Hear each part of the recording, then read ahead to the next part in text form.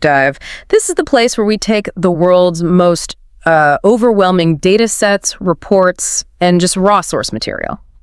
And we cut through all that noise. And we deliver the distilled knowledge you need to be the most informed person in the room. Today, we are undertaking a fascinating and frankly a very unique deep dive. Yeah, we really are. Our source material is the 2025 Year in Review Prn Hub Insights Report.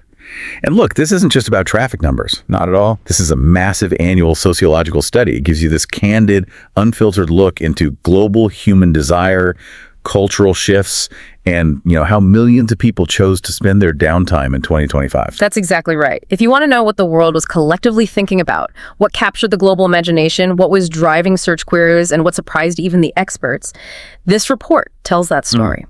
So the mission today is a massive unpack. We're connecting global trends, looking at everything from how a single geopolitical event can launch a search term into the stratosphere to how technology is reinforcing these hyper-niche viewing habits. And we're here to deliver the most important nuggets of insight directly to you. Our goal is to walk you through the report's major sections, the 6 defining trends, the geographical hotspots, and some truly fascinating demographic shifts. It's all about revealing what truly captivated the world in 2025. It's almost like a roadmap of changing culture told through the data of private fantasy. Okay, let's unpack this data. We're starting with the 6 massive, I even say seismic trends that really define the global digital landscape in 2025. And right at the top of the list, setting the tone for the entire year, is this huge, undeniable shift toward what the report calls diverse desires. This feels like the biggest story in the whole report. It absolutely is. I mean, this is the most significant finding. While LGBTQ plus content has been steadily rising for years, 2025 was the year it conquered the field. Conquered is the right word. The lesbian category became the top viewed category overall, not just in a niche, but for the entire year, period. Yeah, overall, that is an astonishing shift. And it wasn't just that. Reinforcing it, the trans category became the 2nd most viewed category of the year. Number 2, it leaped up 5 spots globally. That's a staggering move for content that, was often relegated to the edges of the platform just a few years ago. It really speaks volumes, doesn't it, about evolving social acceptance and, just as critically, personal curiosity. Exactly. We don't need to list every single percentage increase here, but the scale of the growth is what matters. Terms related to gender and sexual diversity saw, in some cases, triple-digit surges. Like what were some of the big ones? Well, for instance, lesbian MILF searches surged a stunning 129%. The search for queer, as a general term, increased 132%, and bisexual was up 88%. So this isn't just a slight bump. No. This is a full-scale cultural reorientation of viewing habits. I found the expert commentary on this particularly insightful. Natasha Dreams, a trans brand ambassador, she pointed out that this isn't simply increased viewership. It's a cultural shift. People are actively seeking out stories and performers who break those old ideas about gender and sexuality, celebrating authenticity. So for many, the data suggests this space is being used to affirm and explore their own identity. Or, maybe validate the identities of people they know. That quest for affirmation and exploration, it really sets the stage for the next trend, doesn't it? It does. If the first trend was about broadening identity, the second trend, which the report calls maturing MILFs, was all about appreciating realism and age. And MILF as a term is just a powerhouse. It remained the 2nd most searched term worldwide, so it has incredible staying power. But the data showed a craving for older and more natural maturity. That's the key distinction this year. This is where it gets really interesting because the focus isn't just MILF, it's GILFF. And even beyond that. Searches for older women just exploded. Cougar was up 83%, but the real shocker was GILF, which surged 129%. 129%, wow. And even the specific demographic search, 50 plus, that was up 105%. That's a huge wave of interest in the mature demographic. And you have to connect this to the other surge that was happening at the same time, right? The one for naturalism. You absolutely have to. The audience wasn't just seeking older women, they were seeking real women. Searches for natural beauty climbed to 124%. And what about real women? Real women rose 98%, and no makeup was up 136%. So these two trends, they're not separate. They reinforce each other. It suggests a broader cultural pushback against those highly idealized, airbrushed beauty standards. Exactly. The core takeaway here is a craving for real-life attractiveness. It's almost a kind of digital body positivity movement playing out in the search data. An embrace of authentic beauty, age, and natural bodies. Precisely. As one contributor in the report noted, this push for realness signals a desire. Okay, moving on to trend number 3, real-life roleplay. I admit I was surprised by this one. It looks like people are moving away from just vague fantasy and demanding much more structured scenarios. The roleplay category's views rose dramatically, almost doubled, up 98%. 98%? Yeah. And what's key here is the shift away from, say, costume play and towards professional context. This content is heavily grounded in real-world jobs and power dynamics. So not fantasy characters, but real jobs. Right. The biggest jumps were not in magical or sci-fi characters, but in authority positions. Searches for boss soared 175%. 175. An employee was up 183%. Even searches for specific jobs like driver were up 144%, which shows this real appetite for scenario-based arousal. So they aren't just looking for action, they're looking for a script and a setting. I saw the favorite roleplay locations included store, which was up 136%, and office sex up 62%. Which signals a profound shift. It's moving from purely natural sex content toward these themed narratives. People are craving stories, structure, power dynamics, and context. It's about exploring taboos and authority play, but within a safe, structured fantasy. Mm-hmm. It reflects a deep psychological need for context and narrative in their private viewing. Okay. Trend number 4 is a crystal clear example of external culture just crashing into the search bars. I'm talking about cheating in affairs. And the massive driver here was one major viral moment. The Coldplay concert CEO scandal. Right. That story was everywhere. And it perfectly encapsulated the erotic power-breaking rules, and the data instantly mirrored that public fascination. Searches for cheating overall surged 94%. But the specific impact of that public scandal was just dramatic. Searches for office affair increased an astonishing 210%. And the term CEO itself. Let me guess, it was huge. It jumped nearly 400%, 388% to be exact. Wow. The speed and specificity of that behavioral shift really proves that current events are immediately and strongly eroticized by the viewing public. Absolutely. It shows how quickly real-world gossip translates into private fantasy. The excitement of breaking rules or crossing boundaries is just a potent trigger. And when a major cultural event eroticizes specific power dynamics like a boss and an employee, it gives people a kind of culturally sanctioned context for an otherwise forbidden fantasy. Exactly. We'll synthesize this link between real-world events and search habits a lot more in the final chapter. It's a recurring theme. Okay, next up, let's talk about the femboy fixation. This is a term that really, truly went mainstream in 2025. It absolutely did, and it signals a broader breakdown of traditional labels. Femboy joined the world's top 10 search terms for the first time. Top 10 globally is a huge deal. It is. It jumped an impressive 15 spots, and within the dedicated gay visitor section, it became the #1 search term, dethroning longtime favorites. And the popularity, it went far beyond just one demographic, right? For sure. The top gaining terms related to this were sexy femboy up 93% and cute femboy up 79%. So what's the insight here? What does this trend tell us? The insight is that for many viewers, attraction seems to be rooted more in the perceived femininity of a person rather than their strict gender identity. Can you define femboy as the report sees it? Sure, it's defined as someone expressing femininity in their appearance, their style, or spirit, while still being comfortable being recognized as male. So this trend really confirms a broader societal dismantling of rigid categorical labels that we saw in the diverse desires trend. It's all connected. It all ties together. Okay, finally, trend number 6 is the safe for work SFW content explosion. And this one feels like it signals the full crossover between the creator economy and sexuality. It does seem counterintuitive, doesn't it? But users are increasingly looking for content that sits just outside traditional pornographic acts. We're talking about massive shifts into adjacent content. The numbers here are truly staggering. The podcast category saw a growth of 327%. 327% for podcasts. On Prn Hub. I know. And gaming was up 283%. We're not talking about small niches anymore. Even the literal SFW terms just surged. SFW searches were up 114%, and SSW ASMR was up 56%. It seems viewers are obsessed with seeing performers in a completely different light. And that's the key, isn't it? The novelty factor. Users are drawn to seeing their favorite creators outside of their typical roles. Exactly, whether they're in interviews or gaming streams or just having a regular conversation. It confirms that the interest is rooted in the creator's personality and their lifestyle, not just the sexual acts they perform. Which points to a deeper, more integrated creator sexuality culture developing online. It's a whole new paradigm. All right, so moving from those megatrends to the raw search data, let's look at what the world was collectively typing into the search bar in 2025. Globally, the top 3 remain pretty stable, which is interesting given all the dynamic shifts we just talked about. So what's number 1? For the 5th year in a row, hentai was the top search term. It's just an unstoppable juggernaut combining animation, video games, and specific character searches. And number 2?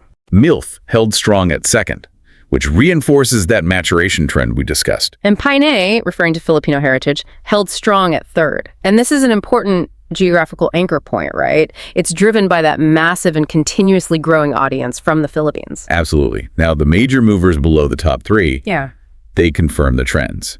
Femboy, as we noted, jumped 15 spots right into the top 10. Which is huge. Huge. Cheating was up 9 spots. And we also saw significant regional terms rise, with Indian up 8 spots and Korean up 7 spots.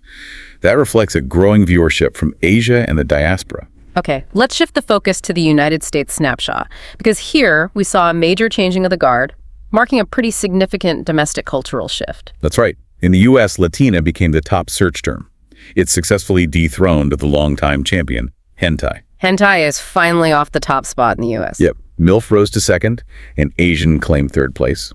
So the U.S. audience seems to be prioritizing ethnic and age demographics over animation this year. And the national trends in the U.S., they generally aligned with the global movements. They did, for the most part. Yeah. It confirms those macro shifts are happening domestically as well.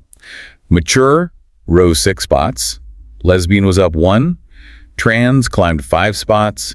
And cheating increased 5 spots, all mirroring the big trends. But beyond the top terms, the U.S. also showed this growing desire for narrative immersion. It did.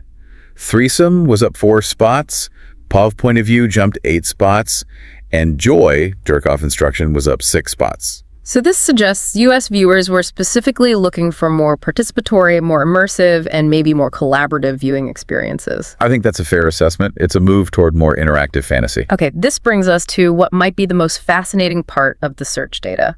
The United States' top relative searches, the state-specific quirks. Oh, this is where we see localized desire just stripped bare. It reveals these highly specific community interests that totally defy the national trends. So how does relative search work exactly? You look at what a state searches for more often compared to the national average. And when you do that, you get some real sociological insight. So we can group these findings thematically. Yeah, you can. Let's call the first group the Granny Belt. The Granny Belt. Yep. Oregon's top relative search was horny grandma, and Maine's was granny sex. That's a highly localized, intense focus on the GILF and mature niche. That is incredibly specific. What's another group? What's equally revealing are the identity searches. Iowa was searching for Amish more than the rest of the country. Wow. New Jersey for Jewish, West Virginia for redneck, and Colorado for Native American. New Mexico focused on real wife. So this suggests that community identity, whether it's self-identified or perceived, it frequently filters into our private fantasies. It does. And then we have the hyper-specific fetish map. Okay, I'm ready. Washington, for instance, showed a higher relative interest in pegging. Minnesota sought anal beads. Vermont preferred jockstrap. D.C. was interested in dildo sucking. And Pennsylvania, puffy nipples. Connecticut was searching feet worship more than other states. It's incredible. So what you're saying is that even as the world gets more global, our kinks are still often rooted in our local geography or our community identity. That feels counterintuitive. It absolutely is. And it reveals that while global trends define the industry landscape the dominance of the trans category individual arousal remains incredibly fragmented. Local context still matters. It matters a lot. These searches are micro-expressions of unique, highly focused curiosity that just don't conform to the national averages. This fragmentation of desire is a core takeaway from the entire report. Right, let's transition to the big numbers, starting with global traffic and engagement. So who's visiting, and maybe more importantly, how long are they staying? Well, the United States remains the leader in traffic volume. They're holding the #1 spot. However, the international competitive landscape That shifted significantly. How- Mexico jumped 2 spots to take second place. The Philippines remained steady at third, which again connects directly to the dominance of Pinay in global searches. Makes sense. And Brazil also surged, jumping 3 spots to fourth place.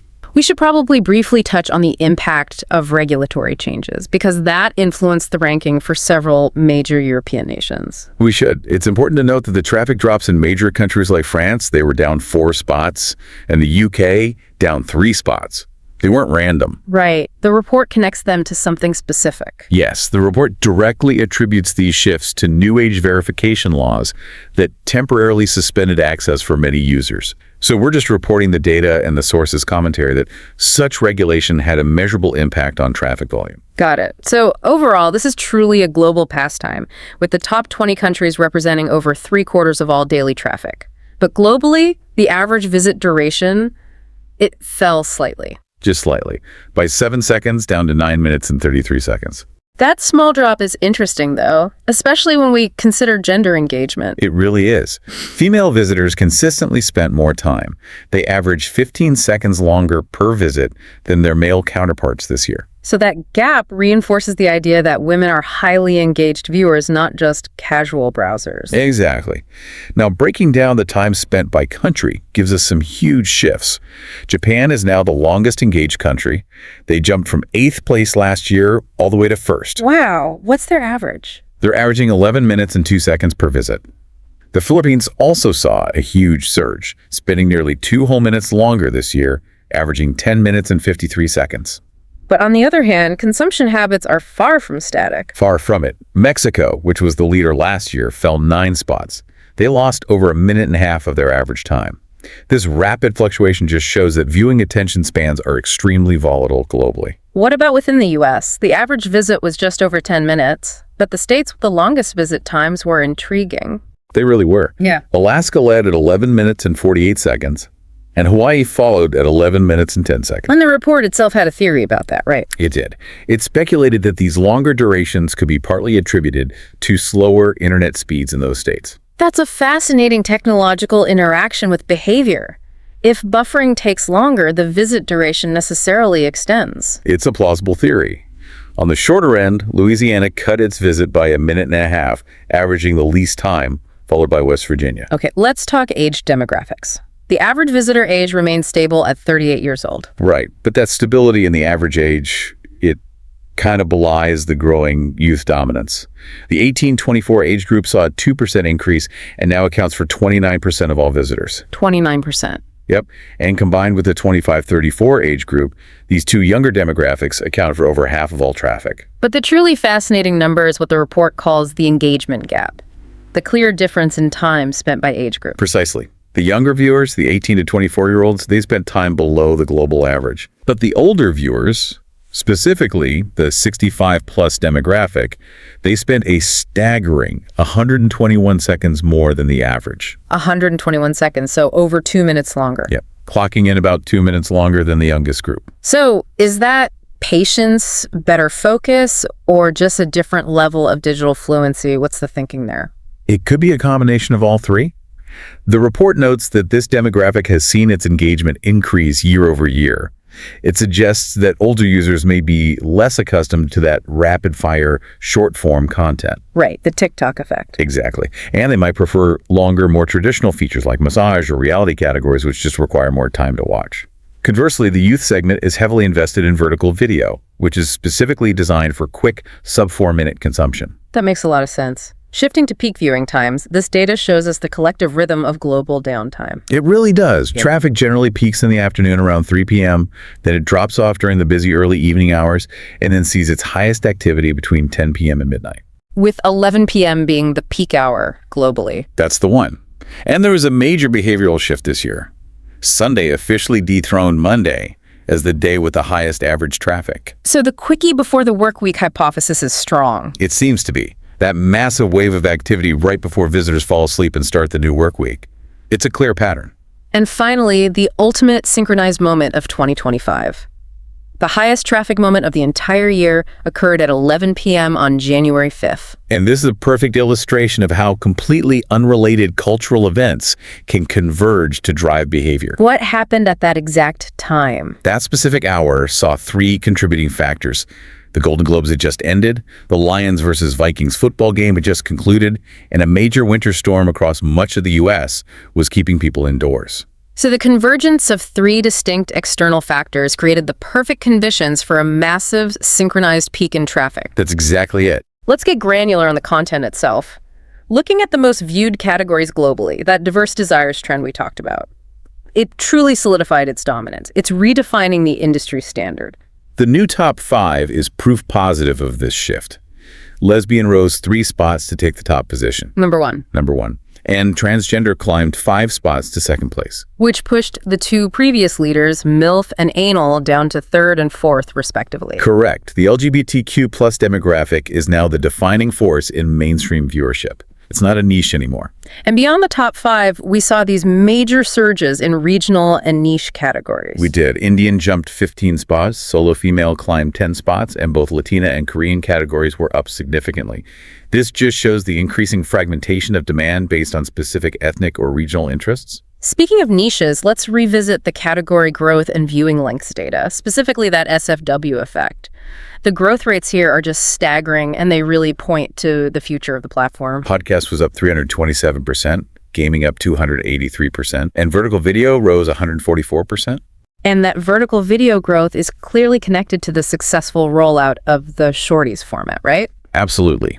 It confirms that mobile users desire fast, scrollable, short-form content. It's mirroring the shift we see on every other major social media platform. The viewing length analysis contrasts these consumption patterns really well. The longest viewed categories like massage at nearly 7.5 minutes, reality, and vintage, they suggest content that requires a narrative buildup or physical relaxation holds attention the longest. But the shortest viewed categories just confirm the digital age attention span. Vertical video is viewed shortest at just under 4 minutes. That confirms the Shorties format is designed for quick consumption. So highly simulated or quickly digestible content caters to those seeking a fast fix. It seems so. Now, for the really intriguing comparison of generational preferences, this is where we see radical differences in core sexual interest depending on your age. Let's start with Gen Z, the 18-24 age group. They lean heavily into simulated reality and relational content. They were far more likely to seek out virtual reality, cosplay, and hentai. But counterbalancing that simulation is this profound interest in connection. They showed massive popularity increases for party content and romantic content. And in a very specific niche, they are 4 times more likely to seek feet content than other generations. 4 times, okay. What about millennials? Millennials, the 25 to 34-year-olds, they're more focused on defined fetishes and structured role play. Their preferences reflect an evolution into scenario-based interactions, so big increases in fetish, role play, and squirt content. And Gen X, the 35-54 age group. They're seeking out more extreme and group experiences. They are more than twice as likely to watch fisting or bukkake compared to other viewers. Wow. And they showed intense interest in group sex dynamics like orgy and double penetration. Their tastes seem defined by intensity and collective fantasy. Finally, boomers, the 55-plus group. They exhibit more traditional tastes, focusing on classic categories like brunette and babe, and traditional mature content. They also showed high relative interest in threesome, massage, and cuckold content. So this whole spectrum, it confirms that the digital catalog is successfully catering to these diverse tastes that has developed over decades. It reflects generational gaps, not just in technology use, but in core arousal patterns. That's a perfect summary of it. We've talked about categories. Now let's talk about the people who are defining them. In the world of most popular performers, 2025 saw a true changing of the guard, and it was driven by niche appeal going mainstream. That would be Alex Adams. She climbed 5 spots to become the #1 most searched porn star. Dethroning the longtime favorite, Angela White. Exactly. And new talent is constantly breaking through, too. Bonnie Blue and Lily Phillips both debuted in the top search lists this year. It just indicates a high turnover rate at the top, driven by platform exposure. What about on the amateur side? The user-generated content. Komatozi launched into the top spot by a significant margin, and they only joined a year ago. A meteoric rise. Shifting to the specific communities, let's look at the Pornhub gay deep dive. That femboy trend we discussed was the defining factor here. It absolutely was. It rose 3 spots to claim the #1 search term, finally knocking twink down to second after years and years of dominance. And what's fascinating is the accompanying category shift. Twink is still the top category. It is, but Big Dick climbed 3 spots to second place, pushing bareback down.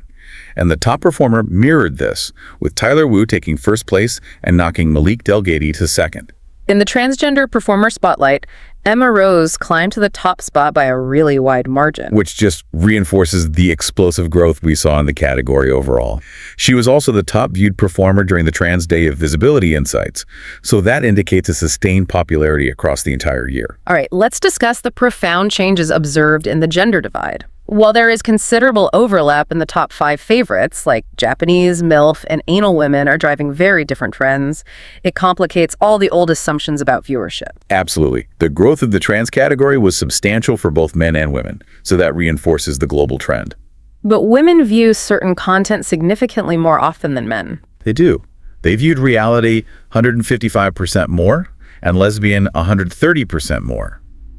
Other major interests for them included the popular with women category, pussy licking, and bisexual male content. But here is the major shocker.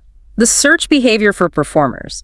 Women predominantly searched for other women, led by Jessica Sodi and Lily Phillips. Okay, that makes sense. But women also searched for popular gay porn stars Tyler Wu and Malik Delgady far more than men did.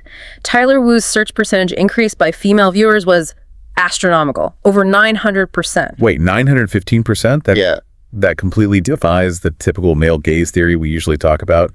How does the report even explain that massive anomaly? Well, the report suggests that this data point fundamentally challenges our assumptions about sexual orientation and fantasy viewing. You think? It indicates that women are highly invested in exploring male-on-male dynamics, or perhaps they're just drawn to the specific aesthetic, the style, and the persona of those performers, regardless of the sexual act being performed. So it's an act of curiosity, or maybe aesthetic appreciation, that transcends typical sexual orientation models. That seems to be the takeaway. It's a key piece of information. It confirms that the viewing experience for women is highly complex, and it's rooted in persona, narrative, and aesthetic appeal, not just in objectification. That's fascinating. Finally, looking at the proportion of female visitors, the trend is undeniable, and it's continuing to climb. Women now account for 38% of all global traffic. 38%. And that's a steady rise, tracked from just 24% back in 2015. So more than 1/3 of global traffic is female. Which officially challenges that outdated notion that only men watch porn. It obliterates it. Furthermore, women dominate traffic in 3 of the top 20 countries. The Philippines, where they make up 64% of visitors. 64%. And Colombia and Argentina, both at 56%. This means that in several major countries, the viewership demographic is skewed female, making them the primary drivers of content consumption in those regions. The devices we use, they fundamentally shape how we consume content, and 2025 saw some pretty interesting tech shifts. Let's look at the devices and operating systems data. Mobile is still overwhelmingly dominant. It's responsible for 87% of all traffic, though that share did fall slightly. What's interesting to me is the resurgence of desktop usage. It was up 39% and now claims 11% of traffic. Tablets were also up 31%. That's a huge surge for desktop. And it suggests that as content gets more narrative and more technical like gaming or long-form SFW features or VR content, people are switching to desktops for the better screen real estate or a more integrated viewing experience. That makes sense. What about on the operating system front? Android maintained its mobile lead, but the real surprise was on desktop. Linux saw a massive surge, up 22.4%. An X, huh? That hints at changes in browser defaults across different technical user groups, or potentially users shifting away from more traditional operating systems for privacy reasons. Could be. But the biggest indicator of future shifts, though, was the debut of the MetaQuest VR headset browser. It's still a small slice of the overall traffic, I assume. A very small slice. But its massive growth, up nearly 50%, is a crucial data point. It directly links the technology shift, the headsets, to content consumption. And it confirms that high relative interest in virtual reality content we saw earlier, especially among Gen Z. Exactly. Specialized technology is rapidly creating and capturing its own distinct viewing niche. Moving to gaming console traffic, we see a clear technology life cycle in effect here. It confirms which devices people feel comfortable using for private content. The generational shift in consoles is stark. The PlayStation 5 just dominates. It accounts for 66% of console traffic. So the PS4 is fading out. It is. It dropped to 32%. But the big loser was the Xbox. It saw a catastrophic decline of 69%, claiming only 2% of console traffic. 2%. That signals a complete rejection of that particular hardware for this type of consumption. A total rejection. Now, the influence of pop culture, movies, and characters on desire is massive. It acts as a barometer for what the world is currently obsessed with. And the new champion is? Star Wars. It claimed the #1 spot this year. But the biggest mover was Spider-Man, which jumped 9 spots to second place. And that surge wasn't random, was it? Not at all. The report attributes it to a measurable spike in Halloween costume searches and the overall rise in cosplay content, which directly influenced the character's popularity. Meanwhile, cinematic relevance proved pretty fleeting for some. Harley Quinn fell 3 spots. Deadpool and Wolverine saw significant double-digit declines. It just reinforces how quickly cultural saturation translates into search pattern decay. If it's not currently trending in a blockbuster movie or a viral video, it fades from fantasy. The video game world also saw a major dethroning. It did. Genshin Impact finally beat Fortnite to become the #1 most searched video game. Ending Fortnite's 5-year reign. 5 years, yep. And Marvel Rivals debuted strongly, which reflects the enthusiasm around its release. When it comes to the characters themselves, Tifa from Final Fantasy jumped 2 spots to become the #1 most searched video game character, knocking Chun-Li down to 3rd.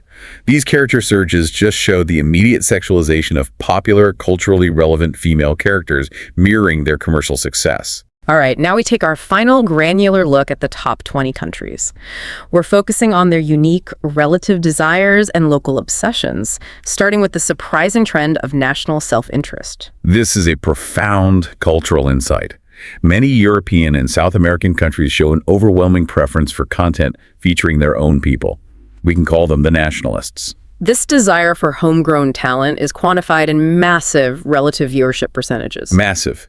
And Italy is the reigning champion of self-obsession. They viewed Italian content over 16 times more than the rest of the world. 16 times? That's incredible. France was right behind them, viewing French content over 1,300% more. Followed closely by Germany and the UK, both viewing their own content over 1,000% more. And it's a striking contrast to North Americans, right? The US and Canada. A huge contrast. Their top relative searches show almost zero self-interest. They're opting instead for various racial, ethnic, or fetish categories. So it suggests that while some cultures use this viewing space for a highly localized self-affirmation, others use it for exploring the exotic or the explicitly forbidden. That's one way to look at it. Let's dive into some specific country profiles, starting with the Philippines, which we know is a female-dominant country with 64% female traffic. Their searches reflect that strong localization. Pinay and Pinoy dominate the charts. They also showed intense engagement with the mature trend. 50-year-old Filipina was trending over 470% higher there. And their top relative categories were reality and Korean content, showing a connection both to local life and East Asian media consumption. Brazil, meanwhile, continued to overwhelmingly search for hentai, but their trending searches fully engaged with the diverse desires trend. They did. Massive jumps in terms related to transgender and lesbian activity. Germany, despite its high self-interest, had very specific niche preferences. Very specific. They viewed pissing almost 100% more and feet 105% more than the global average. The UK, despite those traffic drops due to regulation, had unique relative categories like camel toe, viewed over 300% more, and a higher interest in the smoking fetish. Spain showcased a strong interest in challenging social boundaries. Heteroflexible was trending nearly 300% higher there, and pegging was trending over 450% higher. And in Egypt, group sex was their top trending search, skyrocketing over 790%. Right, alongside a profound relative preference for Arab content. And we see this diversity everywhere.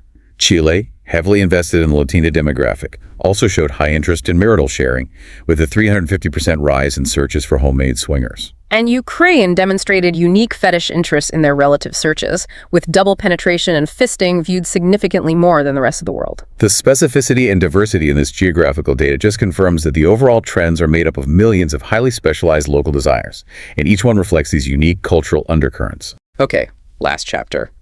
It's clear that consumption is deeply influenced by the ebb and flow of global happenings. The data on traffic drops on holidays is a perfect illustration of this. It is. Viewing takes a back seat when people are actively engaged in social activity. When people are actually out celebrating or attending mass gatherings, traffic drops significantly. Italy saw the largest regional drop globally, nearly 34% on the Assumption of Mary. And Poland's Easter Sunday drop was 31%. These are cultural markers where real-world engagement temporarily overrides digital consumption. But the largest synchronized dip, however, was New Year's Eve, the massive global party night. Traffic just plummeted worldwide from 6 p.m. to midnight.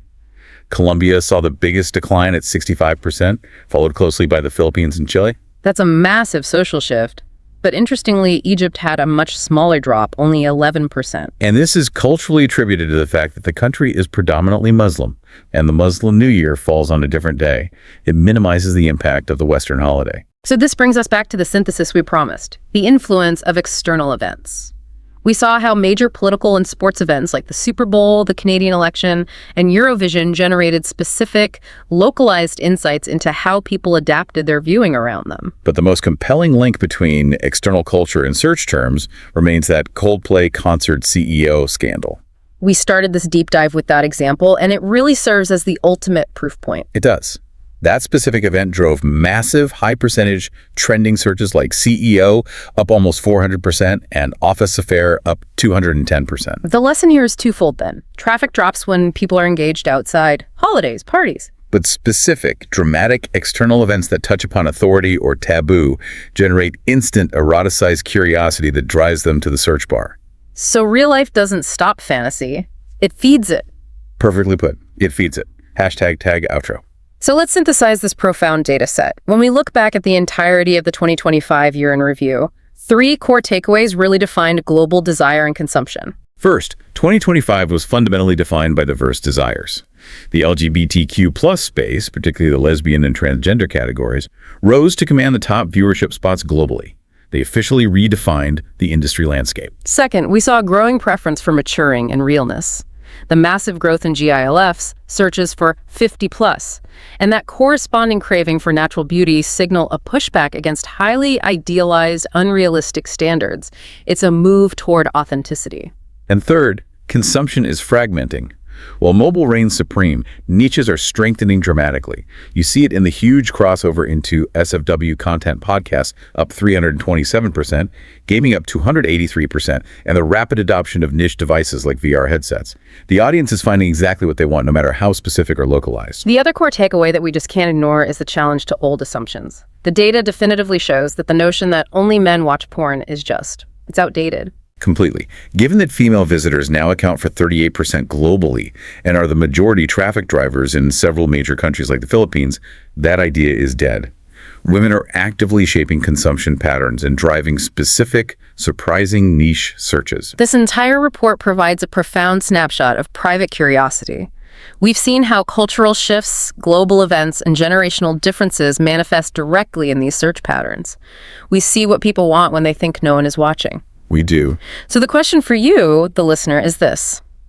As these desires become more diverse, more specific, and more integrated with mainstream media and creator culture, as fantasy becomes more structured and real, how will the industry and society at large continue to adapt to validate and, monetize these highly individualized expressions of curiosity? It's an interesting moment where private behavior is actively driving public creative development. Thank you for joining us for this deep dive into the desires that shaped 2025. We wish you a happy and informed new year.